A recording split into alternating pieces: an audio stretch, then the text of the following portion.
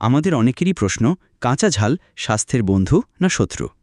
এ বিষয়ে উত্তর হলো, আমরা অনেকেই ঝাল খেতে ভালোবাসি।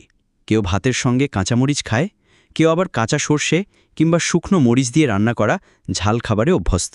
তবে প্রশ্ন হলো, এই কাঁচা ঝাল কি শরীরের জন্য ভালো না ক্ষতিকর? উপকারিতা: ১. রোগ প্রতিরোধ ক্ষমতা বাড়ায়। ২. হজম শক্তি বাড়ায়। ৩.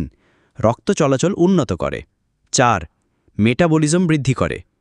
ক্ষতিকর দিক: ১. গ্যাস্ট্রিক ও আলসার। ২. মুখ ও গলার ক্ষতি। ৩. অতিরিক্ত ঘাম ও অস্বস্তি। ৪. অ্যাজমা বা হাঁপানির সমস্যা বাড়াতে পারে। প্রিয় বন্ধুরা, কাঁচা ঝাল খাবার যদি পরিমাণ মতো খাওয়া হয় তাহলে তা শরীরের জন্য উপকারী হতে পারে। তবে অতিরিক্ত ঝাল শরীরের বিভিন্ন অঙ্গ-প্রত্যঙ্গে নেতিবাচক প্রভাব ফেলতে পারে। তাই সবসময় ঝালের মাত্রা বুঝে খাওয়াই উত্তম।